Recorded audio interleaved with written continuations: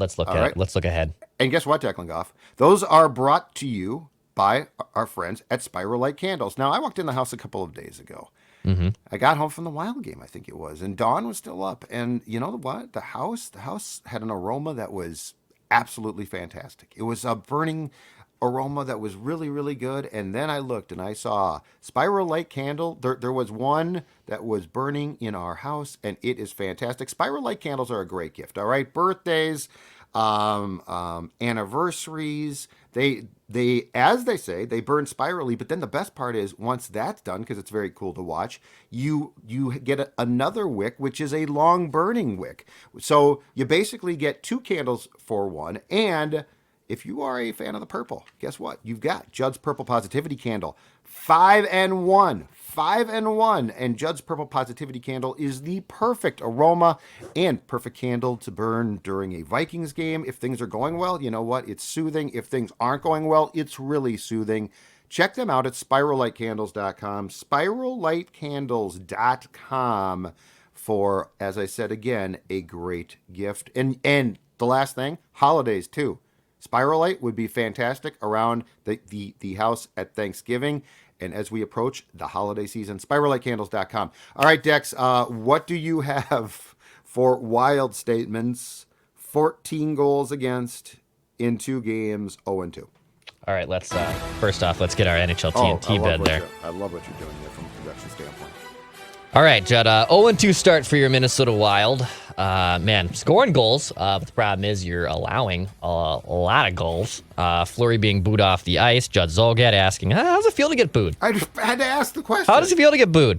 How do you feel when you hear the boos? Yeah, and he says, I boo myself too. Good for Marc-Andre Fleury to have some self-awareness there. But my statement here, Judd, is changes are coming already.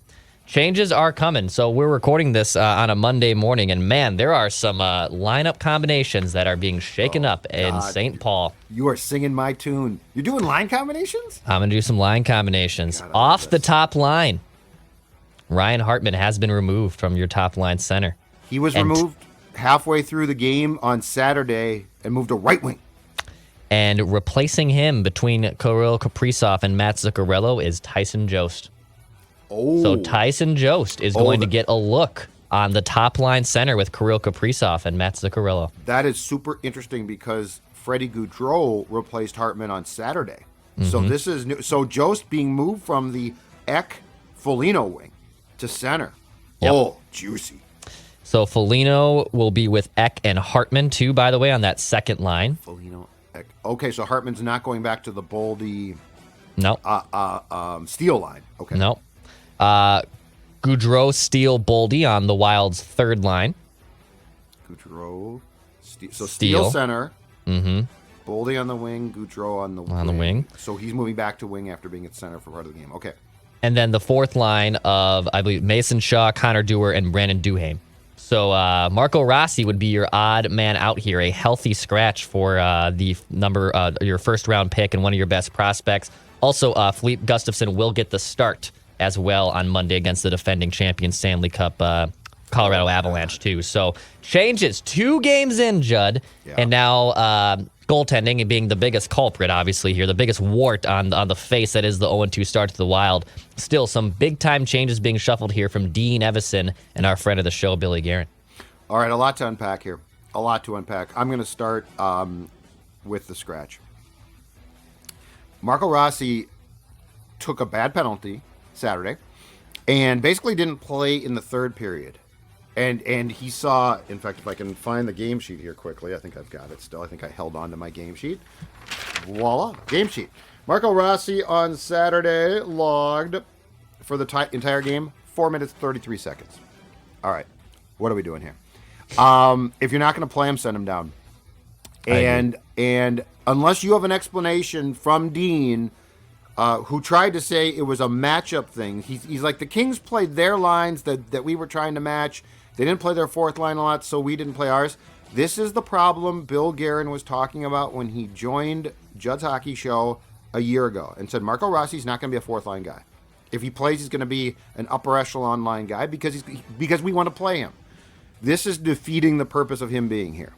One is Bill Guerin was right. He shouldn't. If he's going to be on the fourth line, I would argue he shouldn't be here.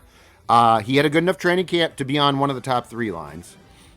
Keep in mind, Sam Steele, and I know Sam Steele's. I think in Dean's mind, because Dean was a worker, like Dean was as a player a worker.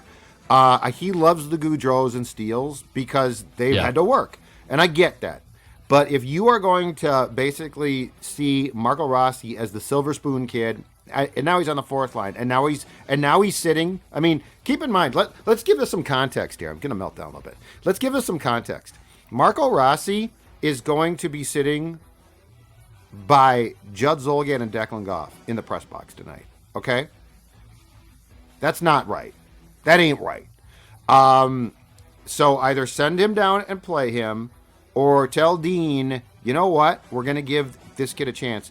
And he's going to do some dumb things at times. He's a young player. But here's my problem, Declan.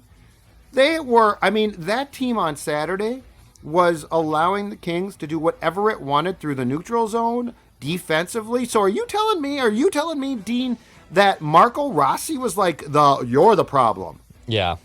Come on. Marco Rossi. I mean, if you're not going to play, I've seen this happen to kids. I hate this. And when your entire team is playing crappy, to be like, well, we got to make some changes here. We can't play him. Really? Are you really serious? I mean, Ryan Hartman for 2 games until he got moved to wing was bleeping awful. Yeah. I don't get punishing Rossi for it. I just look. He's taken a couple penalties for sure. We're just sending him down. He's got to play. Why even just have him sit his butt on the bench and not play him at all for basically 40 minutes? I didn't get that decision at all. And yeah, your goaltending's been terrible, dude. It's been awful. And your offense or your defense too, not just the goaltending, because I know Marc-Andre's been bad, but like your defense in front of him hasn't been very good at all. But I didn't get the idea of just kind of letting your 10th overall pick and your heir apparent of being maybe your next superstar player just sit there on the bench. If that's the case, yeah, go to Iowa, tear it up there. And right. I have no problem with that. If the team is doing well and Marco Rossi's getting more big-time minutes in Iowa, I'm fine with that. I don't think Marco Rossi has to be up here necessarily. But if he's going to be up here, he's got to play. He can't be just sitting on the bench and being in the doghouse for something that's pretty dumb. Yeah, and why aren't we talking about, especially internally, why aren't we talking about the real problems? I'll give you one. Local guy, this should be feel good. Why aren't we talking about Alex Goligoski? A -2 on Saturday. Watch him play. Just watch his shifts, okay?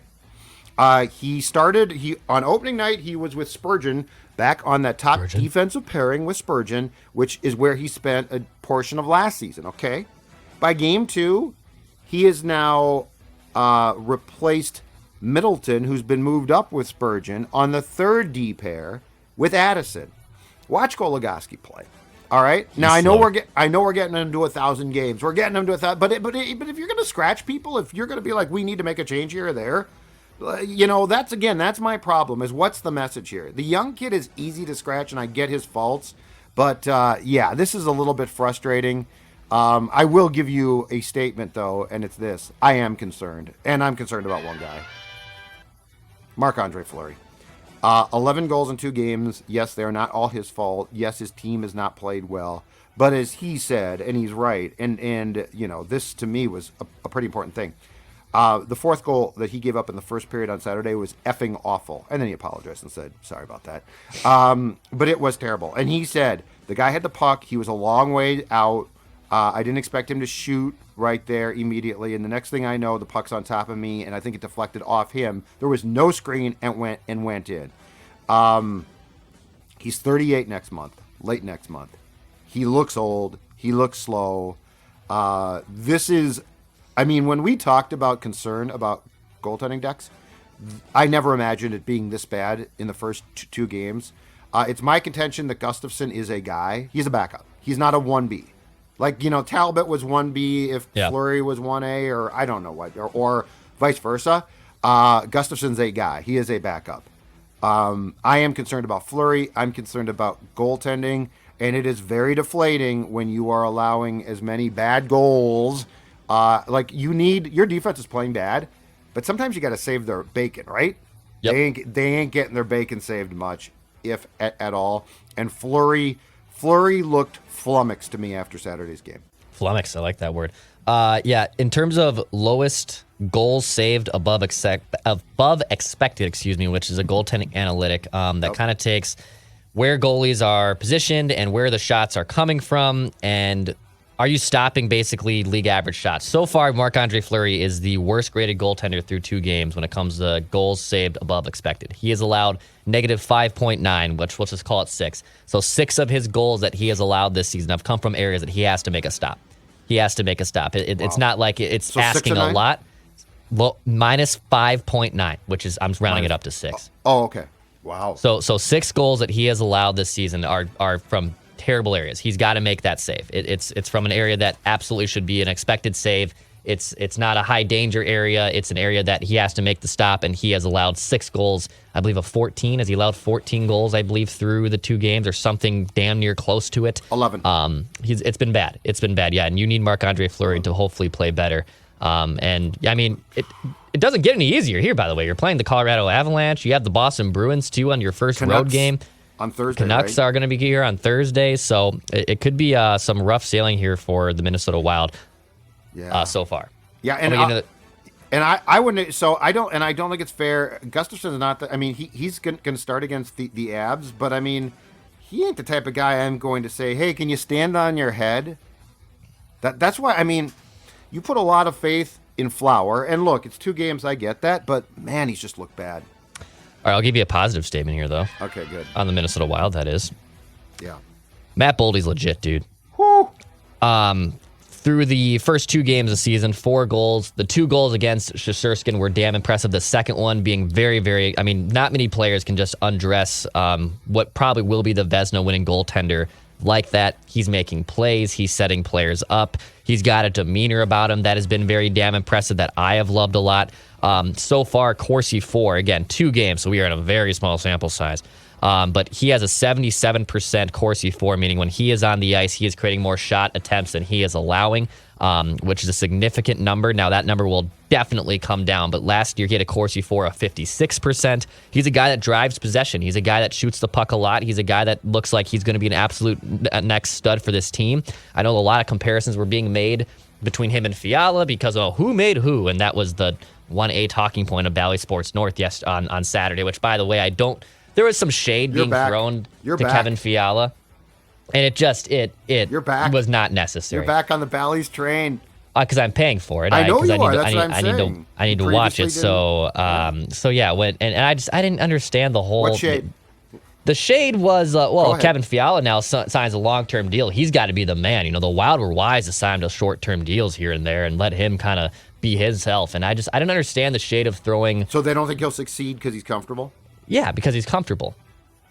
It's a dude that had 89 points last year and was your best player, not named Kirill Kaprizov for the last 3 seasons, okay? A dynamic player. And I just didn't appreciate the shade. I don't think it's very necessary. Well, coming up next, how Kevin Fiala shut up Bally Sports North because he had a goal, 2 assists, and was a +3 on Saturday. Yeah, he was an absolute stud. So congratulations, Kevin.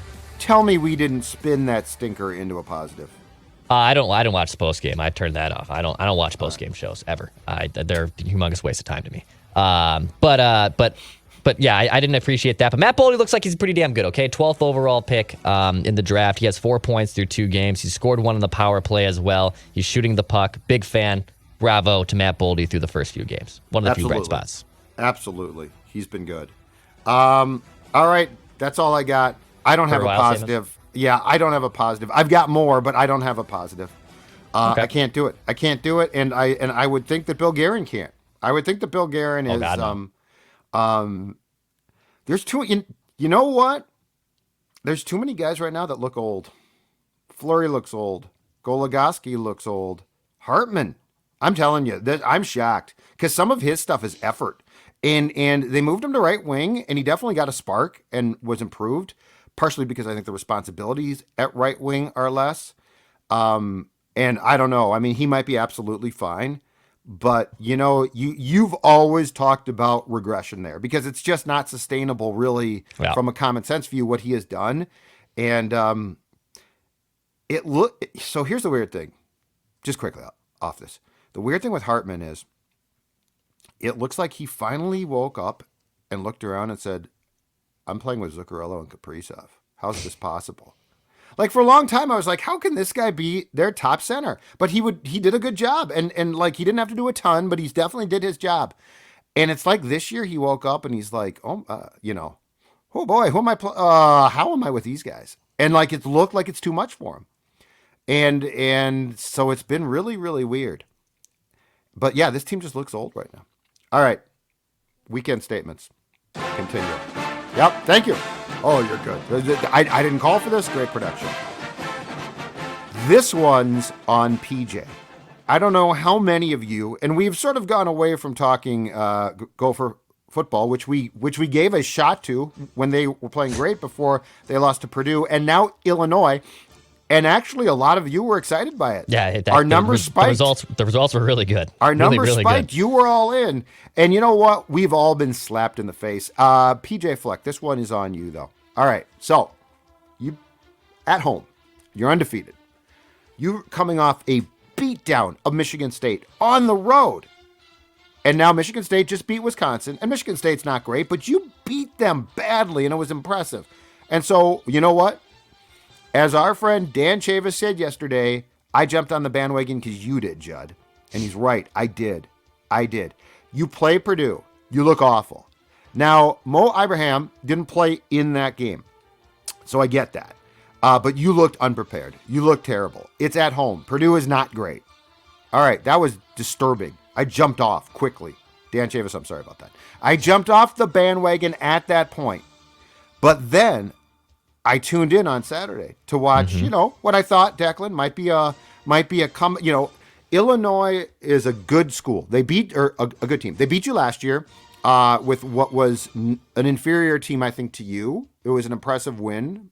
But you know what? This year was going to be different. You were going there. You were going to give it back to them. You had a week to prepare. What did you do during that week? Anything? Like they talked about the players wanted to practice. The players wanted to get back to the film. And yet, defensively, Joe Rossi, what's happened? Your defense was putrid. Oh, absolutely boy. Putrid. You got done defensively. Offensively, I want to make this very clear. Tanner Morgan, all right? I think he was, just speculation, I think he got concussed. He got punched in the side of the head. Yeah, it went unflagged, which it shouldn't have been. I hope he's okay. He seems like a great kid. I hope he's fine. So for all of you on Twitter who are like, this is the best thing, come on now. That's classless. That's classless. This is, just don't do that. That being said, before he got hurt, I mean, he deserved to be benched. You can't put up the stats that he was putting up and the way he's playing now. And we all thought that Kirk Soraka was the magic elixir to return to the fold, and he had unlocked Tanner because I think it's Mike Sanford, who's now at Colorado and actually is the head coach and won a game and they stormed the field. You people are idiots. But Tanner Morgan looked absolutely awful. He then got hurt. The freshman that came in to replace him clearly was not prepared to play. My guess is he's going to have to play on Saturday, or Cole Kramer. I'm guessing that that Tanner's not back for next week's game. But the point being is, Declan, this was awful. I mean, this is you are right now probably Motor City Bowl bound, or Pinstripe Bowl, or just some stupid slappy bowl that's played nowhere near Jan 1. PJ, this is on you, dude. You did not have your team prepared. Their execution was awful. They looked far more like Tim Brewster's Gophers than any Gopher team I had seen previous to that Purdue game. Yeah, when your quarterback, I know he got hurt, but when your quarterback has 21 passing yards, dude, that's unacceptable. And he's been here for like 6 years, for God's sakes. Yes. And just in general, the abandonment of Mo Ibrahim too. It just seemed like their entire offensive game plan. Like if Tanner was going to go down or just be ineffective, hand the ball off to probably the best running back in the Big Ten. What are you doing? But you can't. But you can't pass. That's the problem. Like you have to have a threat of a passing game, right? Play action opens things up. Like that's where you get your big runs. That's where you. I mean, poor Mo. He's got to his yards after contact is incredible because no one expects the Gophers can pass. And yes, the loss of Chris Ottman-Bell is a big deal. I get that. But come on, 21 yards passing. You have nobody else that can catch the football. You do, but I mean, Tanner Morgan, the last 2 games, has looked like a guy who belongs at a small program. Yeah. And I don't know where we went from the Tanner is back because Soraka is back guy to this, but I mean, this is brutal. This is absolutely terrible. And the kid being nice or not has nothing to do with the fact that before he got hurt, he should have been benched. Yeah. He should have been benched, and I don't know if there's a capable replacement because the redshirt freshman who came in, who was a one-time 4-star recruit, I don't, he didn't look good either. Now, he got thrown in a tough situation, but all of that being said, this team looked awful. And defensively, I think that's my bigger shock. So, Morgan regressing is disturbing, but my bigger shock is this. This defense looked turned around. Think about how good this defense looked. It looked fantastic. On Saturday, they were non-existent. They were really bad. They were really bad. Judd, do you have another Gopher football-related statement? Because I have a college football observation and a bit of a self-evaluation to do. Okay, let's go ahead. So I have made it very clear to you and to the audience and to people around me, college football doesn't really do anything for me. Yeah, to a fault. It is a 5-hour affair. I can't, as much as I love my football, I'm not going to do Saturday, Sunday of just parking myself on the couch and watching TV for all of that time. Maybe one day I'll be like that, but right now in my life, I've never been someone who wants to do that. Getting up early for that, all the time either, I don't want to do that. Ross Brendel jokes, I'll see you at 8 a.m. at Stubb and Herb's for the Gopher football game this coming weekend. Yeah, I'll see you there, Roscoe. But what I saw on Saturday was one of the coolest things I've seen in a long time in college football. And that was the Tennessee Vols upsetting Alabama for the first time since 2007. And those crazy Tennessee fans storming the field, taking the goalposts, running it down Main Street, wherever the hell they were.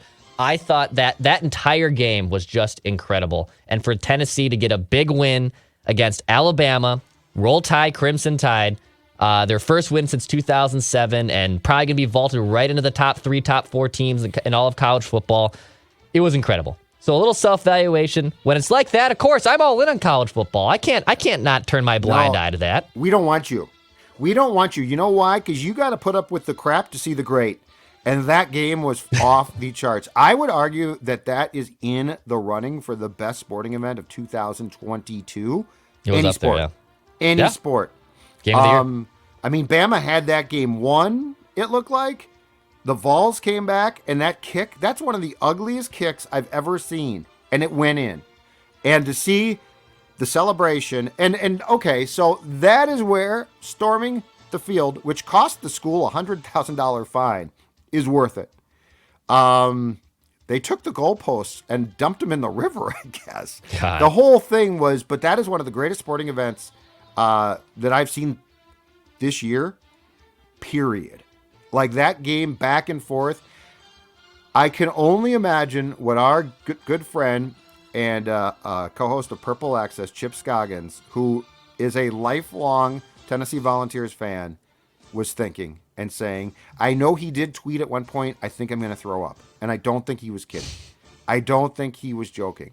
That game did a number on your heart if you weren't a fan. I can only imagine if you were a fan of either team, what that game did. So yeah, I'm with you. But Declan, we don't want you because you can't selectively jump on the train for that game. If you aren't going to show a little bit more, and you don't need to meet Roscoe at 8 a.m. at Stubb and Herbs, all right? That's ridiculous. But if you're not going to embrace college football a little bit more and still be like, it's too long, blah, blah, you know what? Get away from that game because that's the reward. That game is the reward. The greatness of that game. God, it was fun. I mean, it was filled awesome. With flaws, but again, who cares? It's football. Yeah, it's college football. Yeah, it's fine. Nothing wrong all right, with that. can I give you at least one more weekend statement? Yes, sir. What do you got for me? My weekend statement is this. I've rekindled a romance. Okay. And that one is with baseball in the playoffs. All right? Baseball in the playoffs. As people know, the Twins season, I think, left our entire show very sour. Yes. Not just a Judd thing. Declan thing. I mean, hell, you bought your 20-game plan. Phil melting down like we rarely see Phil melt down. And the postseason has rekindled my love for baseball. I know the games are long. And I did attend the Kings Wild games, so I missed the extra inning marathon in which the Astros eventually eliminated the Mariners in 15 or 16. But Right. Just in watching a ton of baseball, and it's so much fun.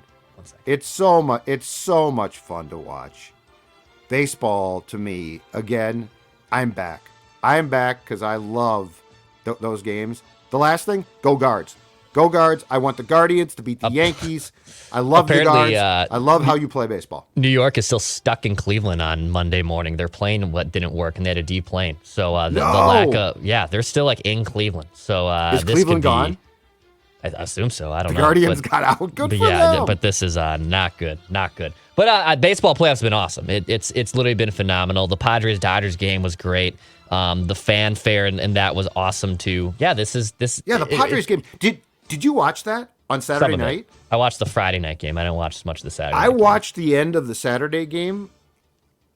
It's incredible. And I saw tweets, and folks, I am sorry that this does not take place here.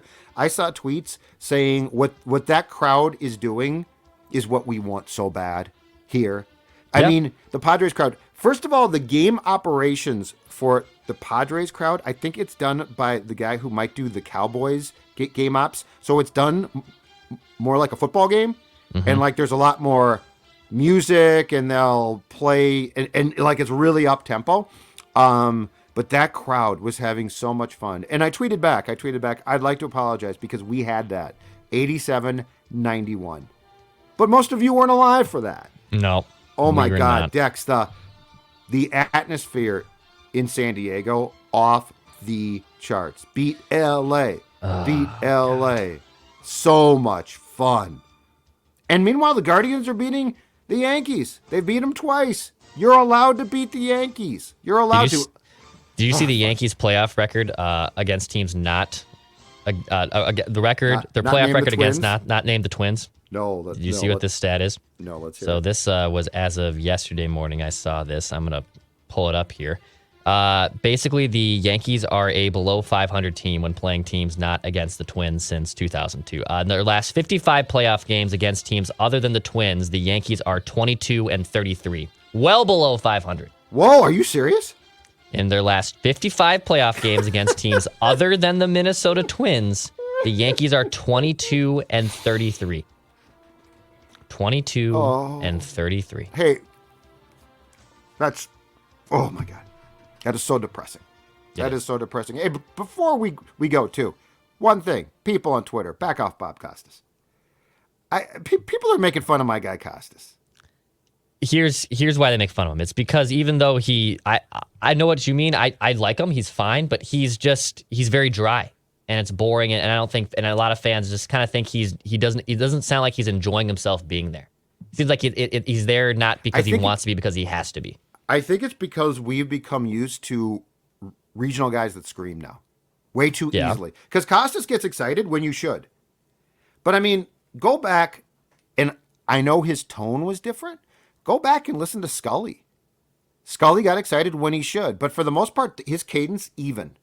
Costas' cadence, even. People that scream are not the norm. I agree. People that get all excited and scream about a ground ball to shortstop that Carlos Correa makes a routine play on are not the norm. That's all I got to say about that. Bob Costas, one of the greats of all time. Back off, people. From an old. All right, sir. You good here? Good on your weekend statements? Good anything else? Yeah, you know what? Play Rossi here, and if you're not going to play him, send him down and play him. Don't be scratching Marco Rossi. I don't want him eating popcorn by us. It's useless to do that. Yeah, that's it. That's it for me. Goodbye. All right, man. Hit the subscribe button for daily Minnesota sports entertainment right here on this YouTube channel. Go check out Purple Daily, too. We have our hottest, strongest take for the Vikings being 5-1. We have Realistic Randy. We have Before We Die with Jesse Pierce and Thor Nystrom. So plenty to get to on both channels, on Purple Daily and SKOR North. And we'll be back tomorrow. Hit the subscribe button, and we'll see you then.